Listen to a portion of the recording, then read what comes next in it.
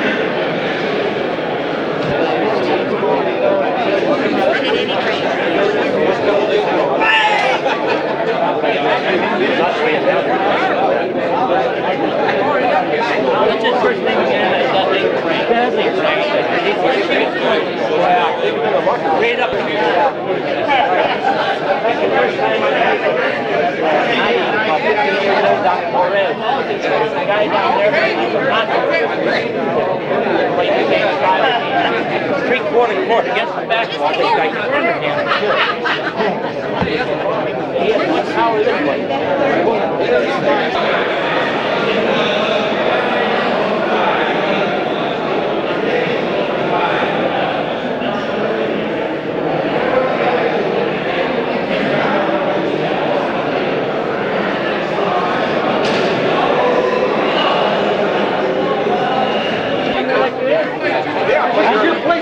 I hadn't noticed that. I know a guy that belongs here. Because I said, look, I put my ass out. Darryl, how are you?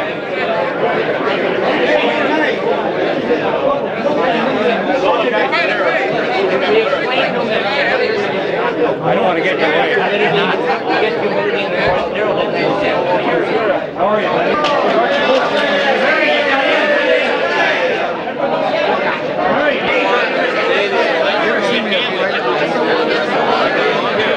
Have you ever run into a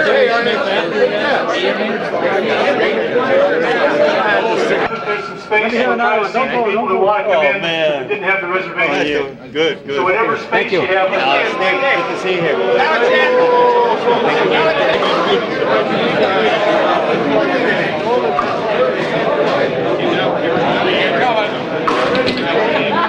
Keep coming. Save the ceiling.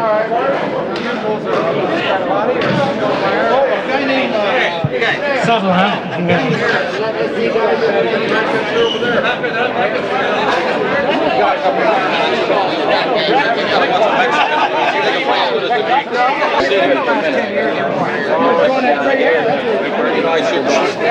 Sam, we know all about you. I used to lean against the wall, pound on it, and scream. I mean, Doug does an imitation. You're beating on the wall with your flat hands. A lot of good times, Very tight. I'm at 6th and Spring. I'm at 3rd floor. Yeah, I'll stamp it for you. I'll 3rd floor. When did you quit? I know. 4 years ago. Big. I'll tell you about it. Hey, Jimmy. Yeah, I got that long. Excuse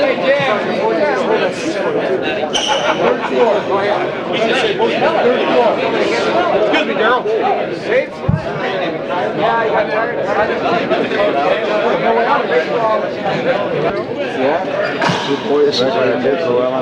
My name is Alvarado, and I'm the senior vice president of Los Angeles Athletic Club. Memory of our good friend Jimmy Jacobs. The chairman of this event is going to tell you about what's going to happen this evening, and I'd like you all to greet Bill Bannon, the member of our board of governors and chairman of this particular event. Bill.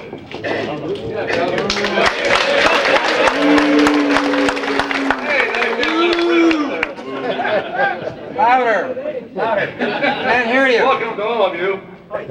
Handball has changed a lot in the last 40 years, and I can remember And where we're sitting right now, many of you will look up now, I won't even believe it, 1949 or 50, I was playing the Open Southern Cal Finals with my partner Dave Lloyd against Jimmy Jacobs and Dick Wiseman.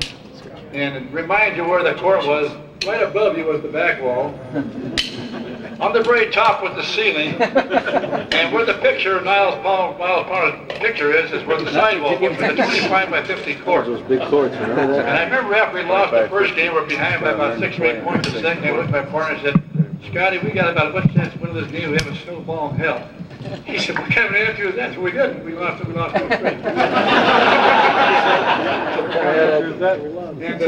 straight. I remember I used to play at court. You'd play at the Hollywood Y, the 20 by 40s. You'd play over at the Police Academy, 2346. Also 2448s, and this court 25 by 50s. Then you remember High Rose, who was a great handball player from the YMCA in those old days.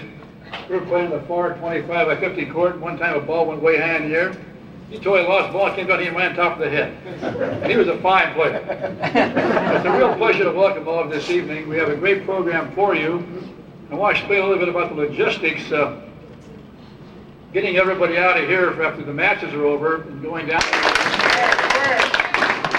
Somebody out. I want to have all the Southern California Handball Association officials stand up. Will you please stand up, the SEHA people, Rod, Harold?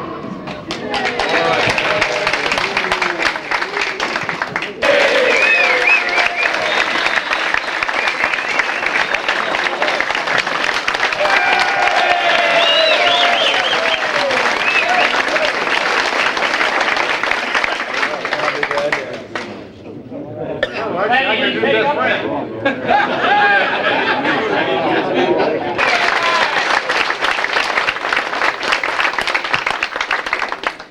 Introduce Arnold Aguilar, but nobody knows him.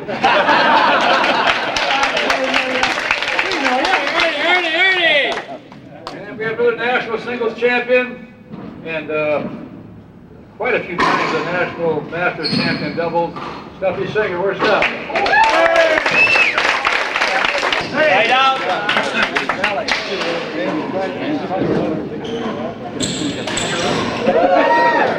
I've watched you for years. 1 serving 0. 1 serving 2. You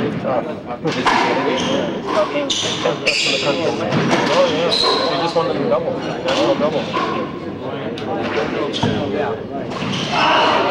Right out. Gentlemen, I called that last score wrong. 1 serving 0 now. It's only 1 now. Thank you, Naty. I came out of there. I came out of there. Have another drink. 1 serving 0. Usual high standard.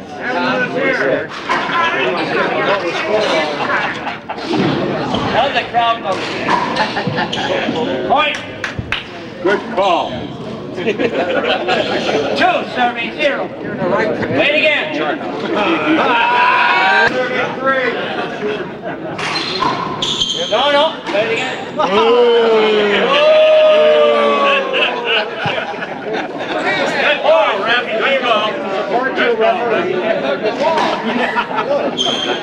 Everybody does.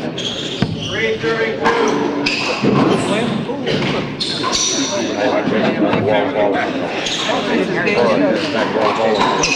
Yeah. 4 serving 2. Point. Lorraine, this is Joe Shane, and Joe, for many, many years, God, probably 60 or 70 years, was the national 11 years was the national commissioner of the United States Handball Association. Worked very close with Bob, knew Jim very well, and I know he'd like to say a couple of words to you about some of the things that he remembers about you. I know, Lorraine, that you probably love to be here for this unveiling of this wonderful painting. And I know why you're not here, and there's a very good reason not to be here. But let me tell you something about Jim that you probably don't know. Maybe you do. I have never, in the years that I've seen Jim play, ever heard him swear. Well, that may come as a revelation. Second, and 6 serving 2. tell me he didn't swear. You may not know. Well, no, he didn't swear, and he had plenty of reason to swear on many occasions. However, you know, once in a lifetime, a person appears on the scene who's got such tremendous, wonderful qualities but he's long remembered by those who came in contact with him. I will always remember him. He was a fine person, wonderful character. He was a generous person. I'm sure that you already know all of these things, but coming from me, maybe it'll add a little something that I want you to know how I felt about him. Thank you, Joe. Sure appreciate it. Lorraine, this is Steve Subak, and Steve is one of the great friends of all of us. For years and years, and probably still is, was the national handball chairman for the YMCA's throughout the nation. And he probably knew Jim about as well as anybody did, and I know he'd like to say a couple of words to him. I was a friend of Jim's. I saw him play at first over 30 years ago, and he was such a gracious guy. I remember going to New York, and just 4 of us mediocre players were playing at the New York AC. And in our invitation, Jim came in, took each one of us as a partner, and played with us for 4 games. What a grand time we had with him. Another time when he won the Benton Harbor Championship for the YMCA, I was refereeing a match with him and Johnny Sloan, and I made a call of hindrance against Jim, which could have been questionable. Jim made an appropriate comment, kindly accepted the call, acknowledged it as a proper call, and went on and played. I'm so happy to be with the friends of Jimmy here, my good friends, and I'm sorry that I never met you personally. And if this is a message that I can convey, my heart is with you. Jim's been my good friend, and I'm very, very sad and grieving for his passing. Thank you, and I hope someday in the future we'll meet. Bye-bye. Lorraine, so you'll understand, Steve lives in Minneapolis and came out here specifically just to be here for this dedication. So we really appreciate it. I wouldn't have missed it. Thank you. We got a guy here by the name of Bill Foster. They call him the Fox. Could be the worst handball playing, best beer drinking handball player in existence. You might have seen him a number of times on things like That's Incredible and so forth and so on. He drinks a little bit of beer. I'd like him to drink a little bit for you and then maybe say a couple of words about some experiences that he's had with Jim. Billy, give Lorraine an example. All right. In honor of all the handball players. That was it, Lorraine. No, that's. I also have a very good serve, which is almost like as fast as I drink. They just can't imagine. The ball goes right by them before they ever see it. I did see Jimmy Jacobs in London, England, when he was over there looking for some fight films and talking about his property there, Mr. Tyson. And I had the opportunity to see Jimmy play, but I never played it myself. I have played Stuffy Singer. Yeah, and I got my butt kicked, Lorraine. What can I tell you? Just another guy. Thanks, man. Thank you. My pleasure. We're going to do just a couple things for Lorraine Jacobs. Jim's wife. Sure. If you've got some things that Lorraine, this is Bill Badham. Bill Badham could be the oldest living handball player in the world. But he's been a member of the Los Angeles Athletic Club since I started to play, and probably since Jim started to play. He's a former national champion also. He was very good friends with Jim, and I know he'd like to say a couple of words to you. Lorraine, I just can't tell you how sorry I was about Jimmy, because I go back when Jimmy first came up, and in fact I remember playing in the finals of the Southern Cal Open Singles at the Police Academy in 1949. I'll tell you how dumb I was. I bet on myself. I promptly lost in 2 straight. And from that time on, Jimmy was on his way to becoming the greatest handball player ever lived. Lorraine, I'd like to meet you sometime. It's been a pleasure having this evening for Jimmy. Come out and see us when you get to Los Angeles. Thank you. Thank you. Yeah, I think she is. Lorraine, I'm not sure if you remember this guy, but this guy is a fellow by the name of Steve Augus. Steve's a doctor. He's a former national champion. He and I played all kinds of things together. He and Jim were fairly close. As close as you can be when he's living in New York and Steve's living out here with us. And I know he'd like to say a couple of words to you. Hi, Lorraine. It's interesting that the last time I was in this facility, which must be 15 or 16 years ago, I played Jimmy here. It was the first time I had ever been on the court with him. I, at that time, had just won several national level championships. Jimmy was probably a good 5 or 7 years past his prime, and he absolutely destroyed me. Needless to say, that was a bit of a blow to my ego, but it was a real pleasure being on the court with him. My relationship with Jimmy goes back quite a few years, and I think that when I think of Jimmy, everybody normally thinks of what marvelous talent he had and how well he did everything. The thing that I remember about Jimmy and the thing that I learned from Jimmy was how you take talent and you put in lots and lots of hard work to make the most of what you have. And that was a tremendous lesson that he taught me, and it served me in good stead, not only in handball, but through all the rest of the activities of my life. For that, I'm really forever grateful to him. My regret in our relationship is only that we never got to spend more time together. I don't have to tell you what a remarkable individual he was. Hopefully one day I'll get to say some of this to you in person. It's been a pleasure talking to you, even long distance as it has been. Good luck. Lorraine, this is third generation handball. Jim had a significant part in my life in learning how to play, and this kid started to play handball in a little kids group that we did at the Encino Health Club probably 20 years ago. He's grown up. He just won the National Doubles Championship that was held in Berkeley, California. Doug Lott is a friend of mine. I'm not sure if you ever got in the court with Jim or not. I got on the court once, and he amazed me as he amazed everybody else. As amazing as you say, and then he was, and unfortunately I never had the chance to really watch him play. But hearing from what everybody said, very, very man. Yeah, he was a great man. Doug, to give you a little bit of a feel for this, when we held a pro tournament at the Encino Health Club many years ago, Doug was a towel boy, and Paul Haber kept kicking him out of the place and swearing at him and throwing his bag at him, but he hung in, and I kind of tried to transfer a few of the things that Jim taught me down to Doug, and he made pretty good use of it. I know he just wanted to say hi. Thanks. Nice to meet you. Lorraine, this gentleman's name is Murray Spivak, and I think that he was the last living soul that made Jimmy work for a living. When I first met Jim, which was in, I guess the spring of 1961, he was selling used business equipment for Murray's firm. And I think he probably has some insight that you might want to know about. Well, Jimmy, the first time I saw Jimmy, we played him here at the athletic club, and we just got beat something terrible. Then he came to my house one day, and he came down on his knees and he said, "I need a job." So I put him to work as a salesman, and he was a fantastic salesman. Thereafter, Jimmy just got in a fight game, and he got some very, very rich. I'd go to work once in a while, and we'd get together and we'd have a lot of fun, but he was very close to the family. He'd come in every morning at 6 o'clock and feed my kids. We'd both get together.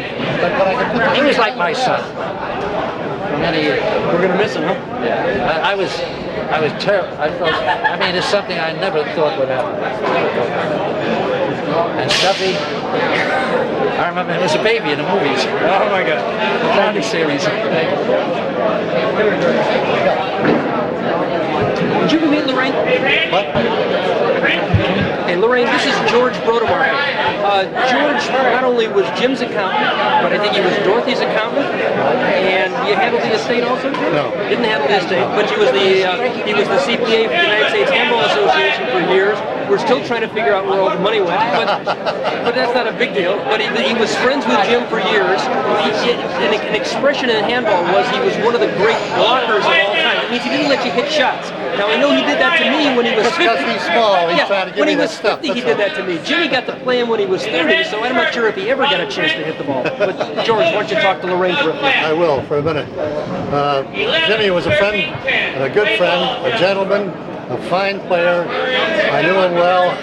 I can remember at the YMCA when he was 17 or 18, I first talked to him about some things, and he remembered that I told him these things for many years afterwards. And as a player, he was one of the greatest, and as a gentleman, he was fine. And not to get into something that's going on now, but I listen to what Tyson says, and I can hear what Jimmy taught him. about concentration, about practice, and about being his own man. And I'm sure Tyson lost a very fine friend. But we've all lost. Jimmy was a great guy, and we miss him. George, you know, that's interesting what you said, but listening to him is like listening to Jim, isn't it? I mean, it is the mannerisms, the speech patterns, exactly. And he says, you know, he says, I did the work, so it was easy. Jim used to spend 4, 5, 6 hours. Oh, just hitting practice, just hitting the ball. Yeah, just hitting the ball. Yeah, and he says, concentrate. You ever see Jim go to the ball? You watch those eyes come up when you look at that ball, and you can see that concentration that big. You kind of get the feeling that none of the problems that are going on right now with management would have been going on if Jim was still there. I don't believe it. Been any of them. None of them. None of them. He'd have handled it. Tyson's lost a friend too, as well as all the rest of us. Of course, Lorraine has lost her husband, a friend, the whole enchilada, as they say. That's true. But anyway, appreciate it. I found this lady scrounging around someplace, and I'm not sure if I have to introduce you or not, but I think maybe she has a couple of words that she wants to say to you. Hello, Lorraine. I wish you could be here. That's about the main thing. But I could prove to you that I'm doing just what you told me to do. 13, 18. And actually, I think you're probably having the same problem that she's having, huh?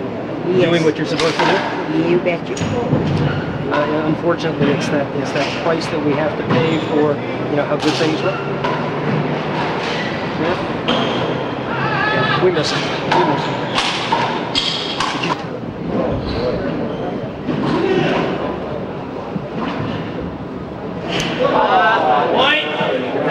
That's a picture that was taken.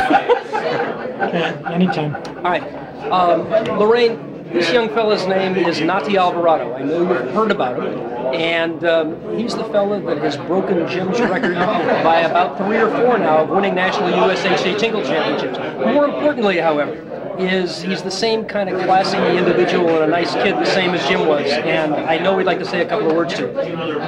Lorraine, it's glad to know you. I've seen you before. I've seen Jimmy play Marty Decatur at the Nationals in Miami, and I was 16 years old. I played in that division in the juniors, and the second time I saw Jimmy, he gave me an advice right away. He got me, put me in a nice little corner, and he started to tell me how to play the game because I was just beginning to play. So I'm very glad that he talked to me and taught me the way and my way in. So he is one individual that helped me break his own record, but I will never beat him as the greatest player ever. I can win many, many tournaments, but that thing I cannot take away from him because he was the best. I am very glad that I got to know Jimmy. I wish I would have known him more, but he is one person that I respect deeply. Take care. Thank you, man. That was very nice. How long did it take you to get up there? Okay. Well, that's the hardest part. Your age, I know, that's why I was asking. Okay, look, when we start. Lorraine, come here, Naty. Naty Alvarado and Bill Foster are going to have a beer drinking contest. All right? All right. Naty's going to stand on his head, although the film is going to look like Bill's on his head. We're just going to turn it over. All right? All right. Naty's going to stand on his head. Bill's going to stand up and attempt to drink that glass of beer faster than Naty can. Okay. Get in here. I don't want to get anywhere near this. All right? 1, 2, go! Go! Go! Just go! Go! Go! Go! Go! Come on, Naty, go! Hey, Naty, come on! Come on! Naty almost won. No. Wait! I didn't even start. Rematch! I didn't even start. I was going to say 1, 2, 3. You say go? Yes. You said 1, 2, 3. Oh, and then say go. Go. Wait a second. I'll go on the go. Okay, go. Okay, hold. Yeah, wait. Why don't you start now? Come on. Yes, he was under pressure. Okay. Now we're gonna let Naty get a head start this time. We're gonna do it standing up. I'll tell you when to go. Go. All right. 1. Oh, this is even now. Even now. Oh, I'll go now. 1, 2, 3, go. Naty goes, and I'll start when you And tell me to start. start. Yes. Yeah, Naty's bad. I mean, this is ridiculous. Naty drinks beer like I do. He's just warming up. He's just warming May up. I catch up on All your right, way? ready, Naty, ready? No, I 1, can't. 2, 3, go. A new champion! A champion is born! He broke water! Whoa! What was going on? If you want to say a couple of words to her, great. Lorraine, this is Niles Palmer. Niles, an artist who's, in addition to many other things, has spent a lot of time doing paintings of handball players.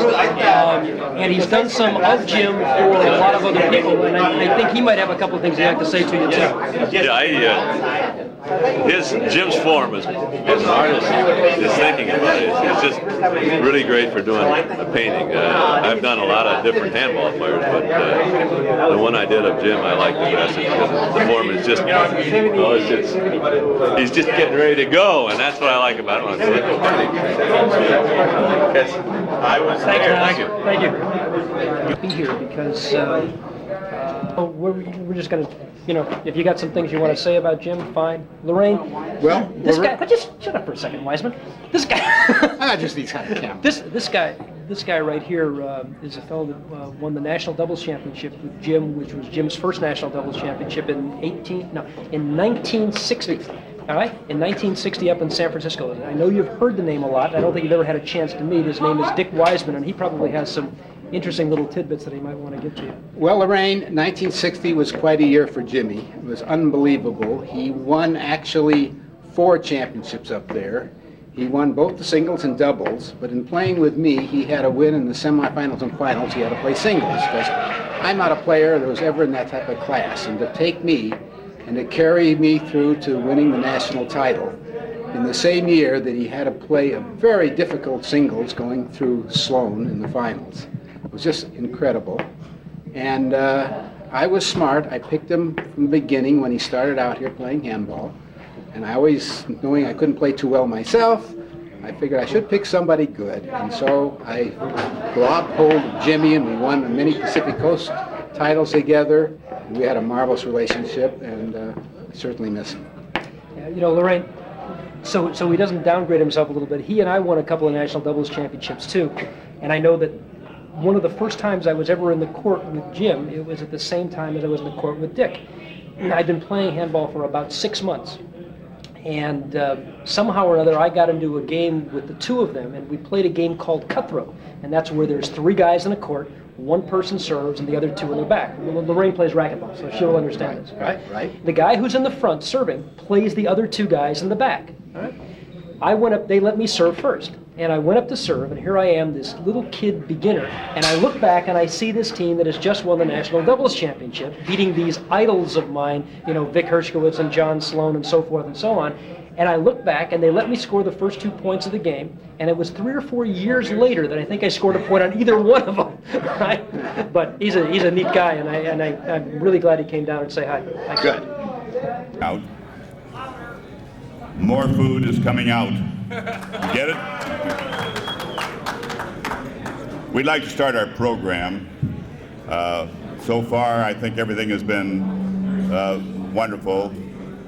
I think it's what Jimmy Jacobs would have most enjoyed having a lot of his friends do for him.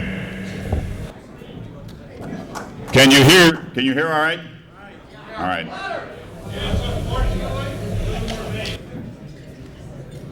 I just received a call from Jimmy's wife, Lorraine, and she asked me to express her thanks to all of you for being involved in this special evening for Jimmy. As you all know, the family's involved in litigation in New York, and she could not be here. Our master of ceremonies this evening, who is going to introduce some of the people that are with us, is somebody that you all know.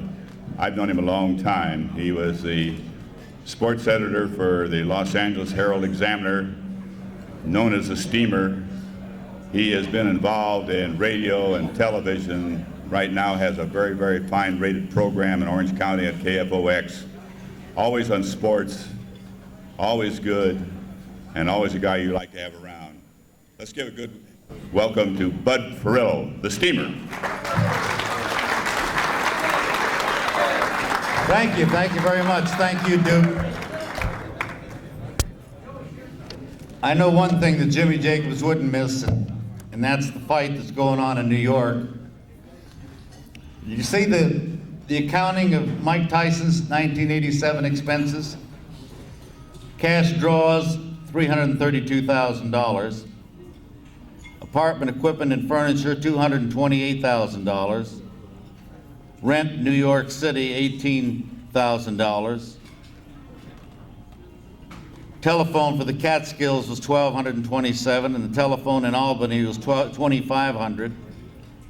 Limousines and car rentals were $71,000. Hotels, $35,000. Food, $55. Now you wonder why this man is unbeatable. They won't feed him. It was in the paper today, food, $55. We are really going to be treated to some great, great fights tonight. I mean, nobody had a fight film collection like Jimmy Jacobs, and I would talk to him from time to time. And if you want that fight, I'll send it to you, and he always did. I really felt that this job tonight belonged to somebody who knew him a lot better than I did, and also has a tremendous fight collection himself. And I would like to introduce at this time Nick Beck. Nick, where are you? Nick? Is Naty Alvarado. Naty. The poem goes like this. When a task is once begun, never leave it. The former light heavyweight champion of the world, Archie Moore.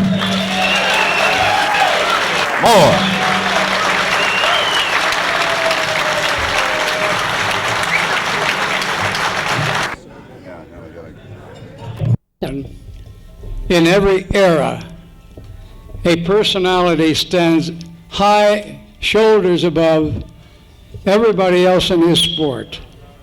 I think you all knew Jimmy, and you all watched Jimmy.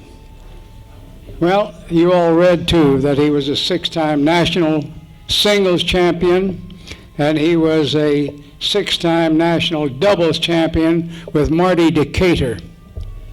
Now, he ruled handball, Jimmy did, for a span of about 19 years. During that period of time, for 11 years, I was the National Handball Commissioner. And I was very close to Jim. I had to make the draws, of course, and he never complained to me about where I put him. Of course, I had a very easy task because the winner always was seated number 1. So in that regard, I had no problems. Now, Jimmy, if those of you who knew him, gave many instructional films. He possessed a great calm and a quiet. He had a character and a personality that was very calming. I don't think you ever heard Jimmy swear. He never let go that way. He never didn't have to. I remember one thing that stood out in my mind early on when I met Jim. It was in the national tournament. It was in St. Louis. And the referee made a bad call. It was obviously bad to Jim. And when he went up to serve, he floored the ball. He hit the ball into the floor and went out, then went back because he felt it was manifestly unfair and unjust for him to take advantage by taking the serve and continuing on. That was a small measure of the character of the man. Well, when he turned 40, Jimmy would not go into the Masters tournament. Although he played for many years past 40, his span of years, I told you, was around 19 years. And he wouldn't go into the Masters when he was asked to do so. There was something about it that didn't sit right with him. And he felt that those who were in that age bracket should play guys in that age bracket, because Jimmy, even then, was still a nonpareil. He was a great player. Jimmy was always an inspiration to everybody. who knew him and played with him. He was voted into the Helms Hall of Fame for handball. Married to his wife Lorraine, who Duke told you unfortunately cannot be here because they're engaged in that lawsuit with Tyson about that managerial contract that's going on now in New York. And that explains why she isn't here. Now his sister Dorothy, Jimmy's sister, is here. I've known Dorothy for some time, and she is here to participate in the unveiling of the painting that was made of Jimmy. This painting is going to be mounted outside court number 1 and will henceforth be known as the Jimmy Jacobs Court. Dorothy, will you come forward, please?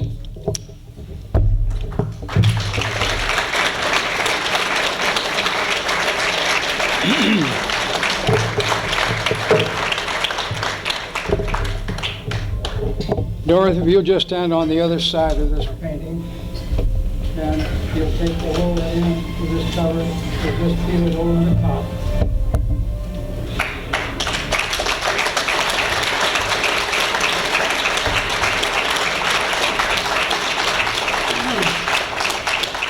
The inscription reads, Jimmy Jacobs, 1930-1958, a gentleman, an athlete, and a friend.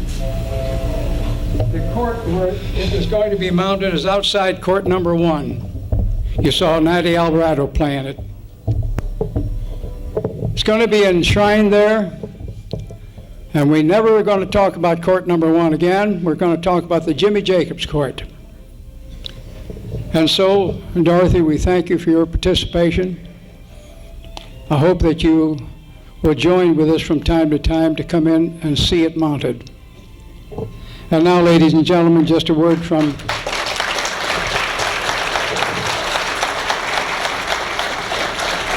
a man who also has known Jimmy for many years.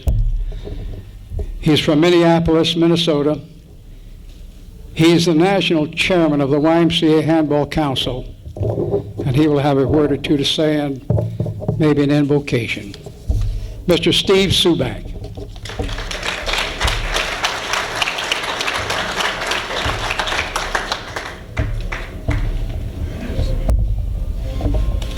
Thank you, Joe, my good friend.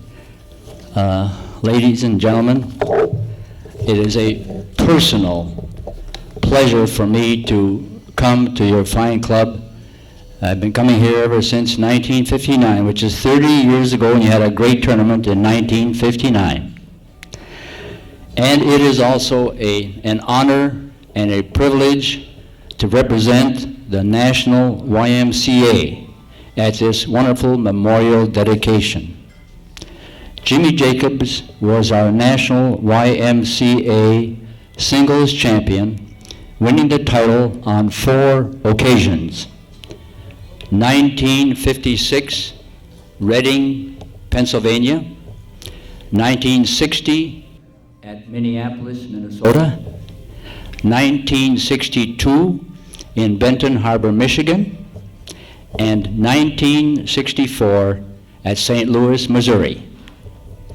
Even though he had wide affiliations, he was a real booster and a great representative for the Y. What I have learned in a long life is there are certain things which we can control and certain others over which we have no control. In one sense, life is like a mythical 3-legged table and a game of cards with God dealing the first hand. We have no control over when and why we were born, whether short, tall, color of eyes, skin, and hair. In other words, our ancestry. This all then is one leg of a mythical table over which God has control. The second leg we can control is attitude.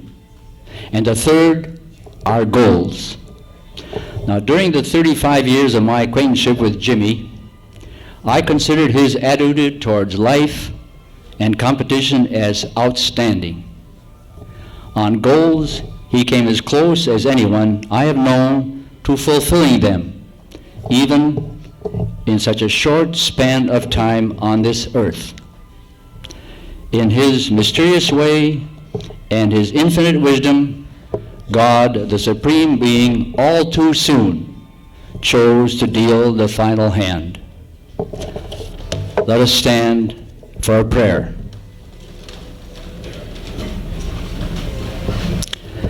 Heavenly Father, we beseech Thee to grant peace to those dear ones left behind in the passing of this beloved son, husband, and friend. May they be strengthened in the knowledge that their many friends here and everywhere share their grief. We thank Thee, Lord, for the freedoms we enjoy in our land, denied to so many others. We pray for their relief from oppression and torture. We thank Thee, Lord, for the kind hearts of those who have caused us to come together this day. May our meeting be in favor with Thee. Most of all, Lord, we thank Thee for health, family, and friends, and for the willing hands who have prepared this bounteous food. May this strengthen us in our work for Thee, for our brothers and sisters on this earth. Amen.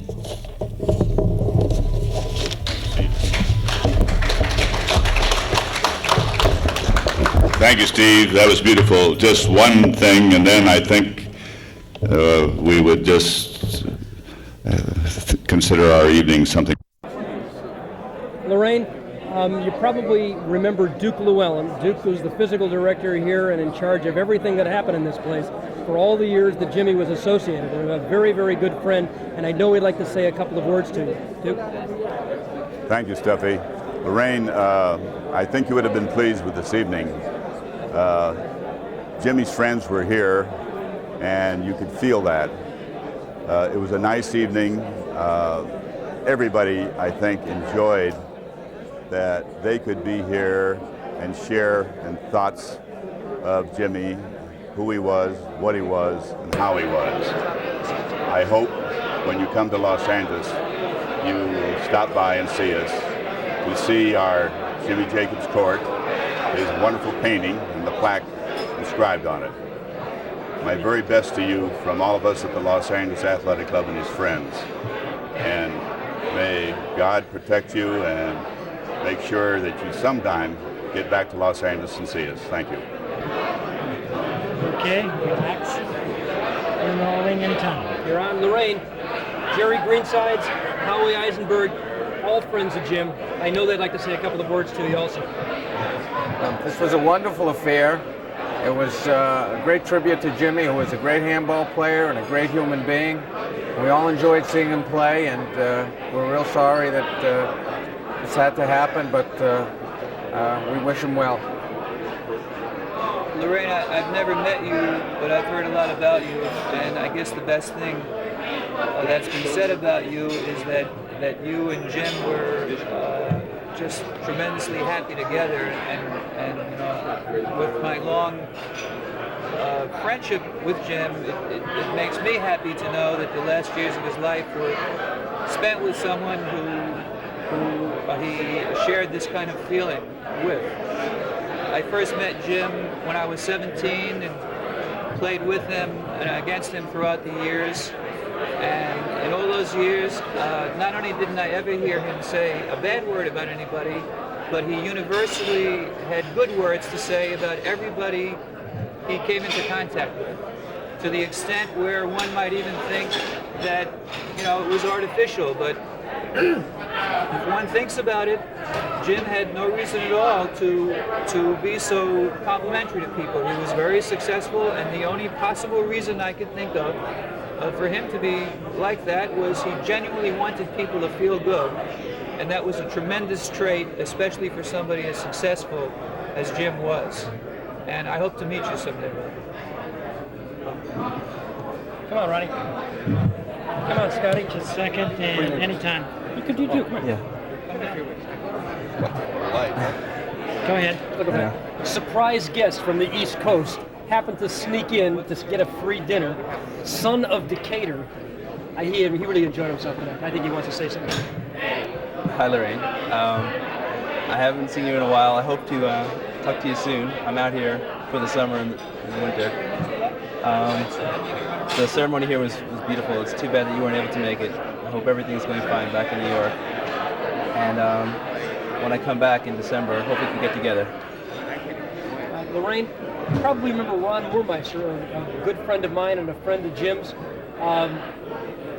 Jim had a special effect on he and his son Tom's life, and I think maybe you might want to relate a little bit to you. Hi, Lorraine.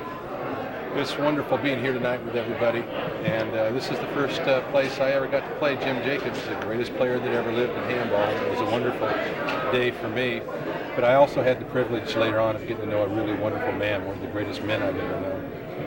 And the great thing about Jim and the effect he had on my son and I was that everybody he touched seemed to be better off for his words and his presence. And I can tell you right now that his spirit has the same effect on everybody here tonight. It's a really wonderful event, and he's with us. Lorraine, just kind of to finish this thing off, you just really wouldn't have believed it. It was really incredible. I mean, guys that were coming in that were 86 years old. There was an old fighter by the name of Levine that was here, who fought Harry Greb in 1926 in the Polo Grounds. Bud Ferrillo, the famous sports announcer, was here.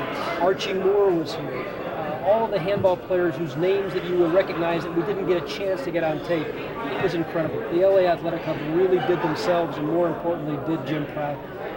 You would have loved it. Hopefully this tape will give you a little bit of a flavor, but tapes and articles certainly aren't going to replace the guy that we love, but it was neat. We love you, Jim. Take care.